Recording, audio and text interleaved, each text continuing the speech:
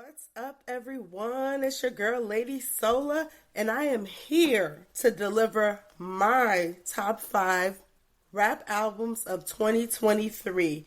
So, before we get to this list, I just need y'all to please like this video and subscribe to my channel. Okay, so my picks are based on 5 categories. So, the 5 categories are the bars, lyricism, the beats is the next thing. Third category is the production quality. So beats and production, I feel like, go hand in hand. However, you can have a producer make a great beat and it fall flat on the record, or it not sound good because the engineer didn't master it properly or wasn't mixed properly. So the beat itself could be, man, this beat is knocking, but it just sounds cheap. It sounds like it was made in the garage. It sounds muffled or just like not crisp. Cohesiveness. So what I mean by that is just the overall flow of the entire album from start to finish. Is there a beginning, middle, and end? The fifth category is how engaging was the album for me? Is this album grabbing my attention? So without further ado, let's get into it. Coming in at number 5 for the top 5 rap albums of 2023 is Meek Mill and Rick Ross, Too Good to Be True. Meek and Rose. Wow, this was an impressive collaboration. Where do I begin? It was really good. I was very impressed. I think that it had all the makings, all the dressing, all the trimmings of a really good album.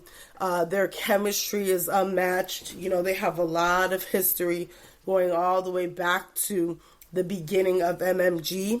Some of my favorite songs are 800 Carats, Lyrical Easy, and Fine Lines. Meek and Rose, they hit this out of the park.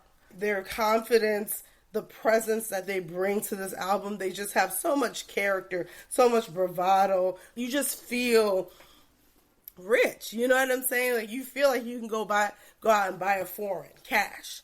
That's what this album does. Rick Ross doesn't get a lot of credit. I'm not sure why, because I also don't think of him when I think of rappers, but every time I hear him on a song, or, you know, I play his album, or he's featured on someone else's song, it's like, man, this dude really can rap.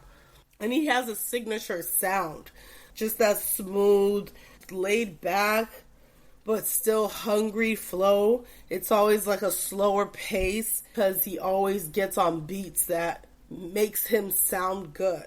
Like, you're never gonna see Rick Ross getting on a drill beat or something. From hearing the whole album, I really enjoyed it. I think that the bars were there. Meek was so hungry with this album, and they just fed off of each other. It was a really great sounding album. So that's what I have at number 5. Coming in at number 4 is my girl, Nicki Minaj, Pink Friday 2. I did do a full album reaction. If you haven't seen that, I'm going to link the video in my description. So definitely go and check that out. My favorite songs are definitely Barbie Dangerous, FTCU, Let Me Calm Down, Everybody, Big Difference, Red Ruby the Sleaze, Bomb Bomb. I like that Beep Beep featuring 50 Cent record. He did his thing. He did his thing on that. Very New York. Only 50 can do it like that. This is an album that she's put a lot of time into, a lot of work into, and it shows through the variety of the album as far as, you know, style, sound, her flow, her cadences. There's something for everybody on this album. So if you don't like track 1, you're probably gonna like track 6. If you don't like track 6, you'll like track 13. Like, there's something for everybody on here.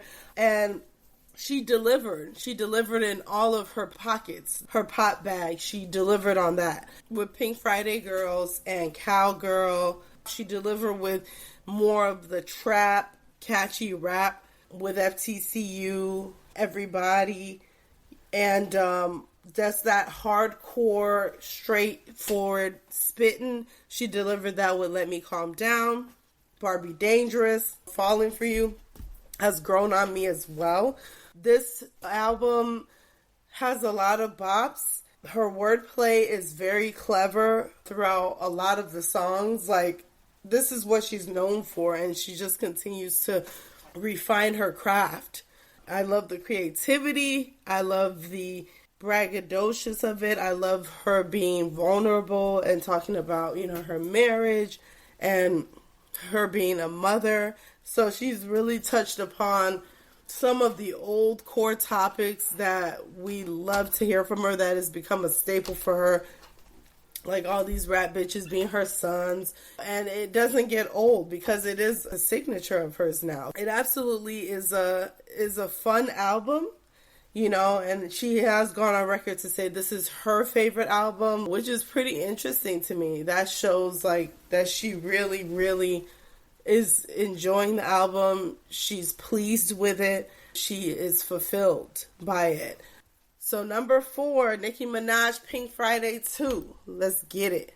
All right, number 3 is 2 Chainz and Lil Wayne, Welcome to Cali Grove.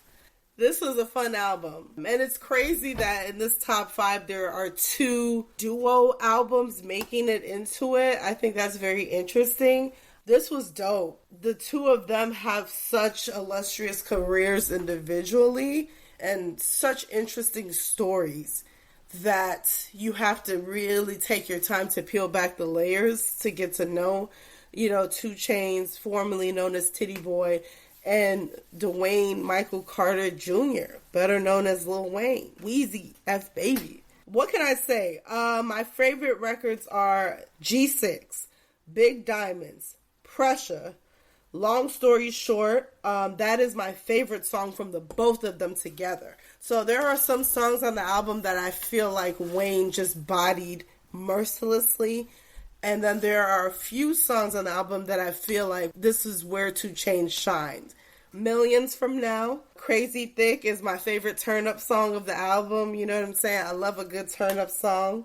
Transparency, featuring Usher. That's a big record. That's playing on the radio. Crown Snatcher, Bars. Wayne bodied that. He went crazy on that. Can't Believe You, featuring Rick Ross. That's also an excellent collab. I love the interludes, the scenes, which is narrated by 50 Cent. I just feel like that gives it another layer of production and makes it feel like a motion picture. So overall, I really love the album. One thing that I did notice, this is in my humble opinion, I really do feel like Lil Wayne carries the album, like overall. I know this is not a battle album where they're like battling each other or there's some sort of hidden competition going on. They're like brothers. They're having fun. They have the highest respect for each other. They go way back, right? But I have to be perfectly honest and say, Lil Wayne, it's so evident. It's so apparent that he can run circles around 2 Chainz lyrically, that he is just so much better sounding and better as far as what he's talking about, his content. It's just so obvious to me. And I'm not saying that, it's like this on all the songs.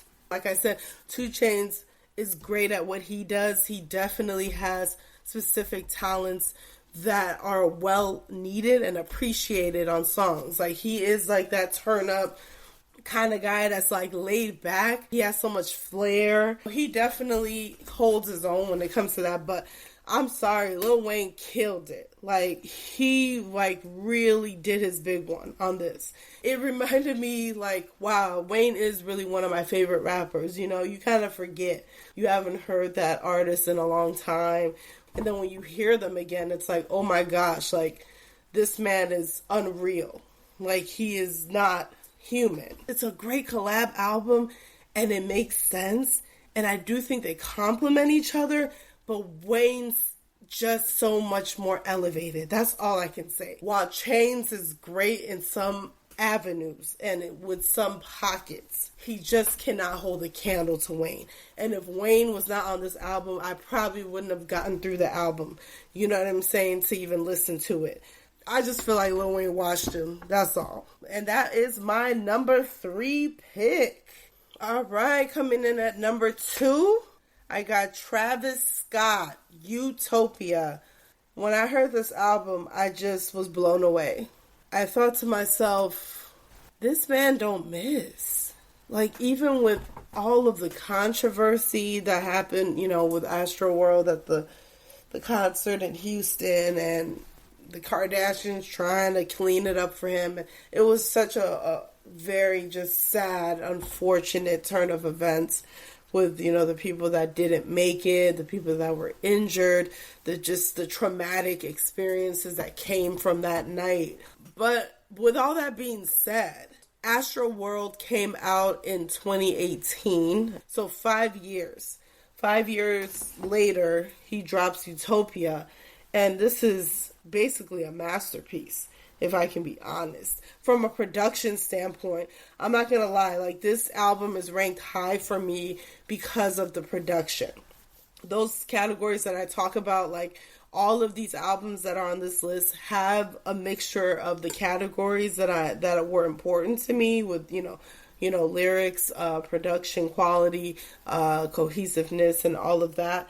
And for Travis Scott, the production in itself carried this album. I couldn't tell you one lyric, but the production was just like this is so amazing.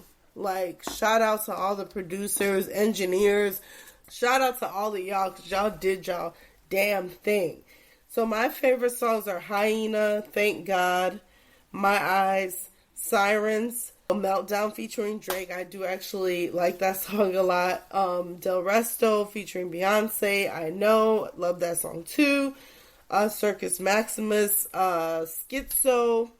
Schizo is the most lyrical song to me from Travis. K-pop, I love that song. When it came out, I saw the video on YouTube. I'm like, and I'm like, okay, well, this is a big thing, you know. It's featuring, you know, The Weeknd and Bad Bunny. I was like, all right. Telekinesis, Till Further Notice. So a lot of songs that I really effed with on this album. I think the album's like 19 songs or something like that.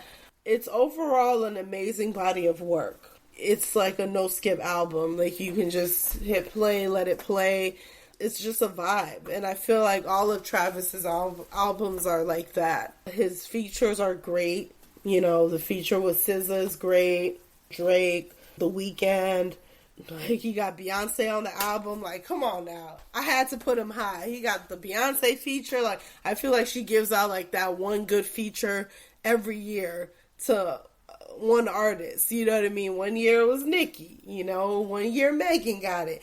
You know what I'm saying? It's like one and done. What I like about Travis is that he's never afraid to experiment with futuristic sounds. Like, he really just does whatever he wants to do. Like, and he does experiment a lot. I do feel like he has a signature sound. I may not be able to explain what that sound is, but if I say, oh, it sounds like a Travis Scott record, you're going to know the sound I'm talking about. So Travis Scott Utopia is freaking phenomenal. Like, this production in itself is like, people should be studying this. You need to study certain people, like, when it comes to hip hop production, and I feel like he's nailed it. The lyrics are great too. His flow is really dope on this. I didn't think he would be rapping a lot, but he was rapping.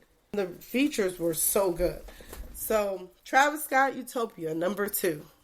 Saving the best for last. Coming in at number 1 is Killer Mike with Michael. Let me just say, round of applause to Killer Mike. I literally am putting this list together. I already have my top 5, y'all. Killer Mike is nowhere near this list. See his name, I'm like, let me go ahead and just just, listen to the album. Let me listen to one or two songs just to see if there's anything there. For kicks and giggles, right? I'm not thinking I'm going to add them to the list. Like, my list is already done. Boy, oh boy, when I played that first record, wow. I was like, oh my God. This is freaking amazing. I'm like, this can't be. I was more so thinking like, oh my gosh, I'm going to have to add him to my top 5.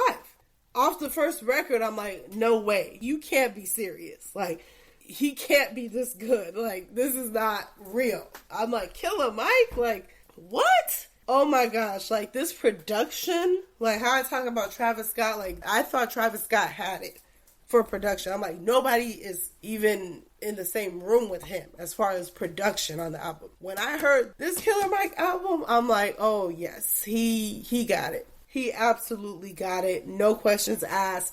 I'm looking at the credits for these songs. He has like 10, 12 composers, pianists, guitarists, like additional vocals, assistant vocalists. Like, he has so many people involved on each song. It totally shows. It totally makes sense. It's totally clear. It is freaking unbelievably phenomenal. So the songs that I really like, first and second records of the album, Down by the Lost, Shed Tears. Let me talk about Shed Tears for a second. I think that might be my favorite song on the album. So Shed Tears featuring Lena Bird Miles. Her voice is amazing. It's beautiful. It's powerful. This is like definitely like a gospel record. It's a mixture. All his songs are like a mixture. It's this fusion of gospel melodies, a trap beat, and just sick ass production with guitars and piano. Like, it's an experience. It is truly an experience. And I immediately heard like the first 2 songs and it was like, first of all, he's going on my list. Like, that's a no-brainer. Second of all, I think he's going to be number 1. And that's how good this album is. I'm so glad that I just came across it literally in the final daunting hour. This is my first time ever hearing anything musical from him. And I'm just blown away. I just can't believe, like, it's a classic. It's a classic album. It's absolutely number 1 album of 2023. I don't care what anybody has to say. Like, go listen to the album and then let me know if I'm missing something, because this album is ridiculous. Like, he has features that you won't believe. He got Andre 3000, y'all. You think I'm not putting him number 1? When have we been able to successfully get Andre on anything? Even he dropped his own damn album and he ain't say one word on it. On his own album. But yeah, Killer Mike was able to squeeze that out of that man who don't even want to rap anymore, y'all. He done. He hung it up. I don't know why, but we are so blessed. This album is a blessing. This album is a testimony. He rapping, y'all. Like, he is rapping with such vigor and he has such urgency. Like, it's like he been locked down in the basement and he escaped and he just has so much to say and he's just spilling the beans. You know, that's what the energy feels like. Down by the Lost, Shed Tears, Enrich, Talking That Shit, Scientists and Engineers is so freaking good. That's the song that has Andre on it. It's a good ass song. There's somebody else on this song. Oh yeah, Future. Future is on it as well. So Future, Andre 3000, Scientists and Engineers. Yes is really dope. I really like Maynard Vignier, which is featuring T.I. This album is crazy. Like, I don't know what else to say. Each feature just was utilized so well.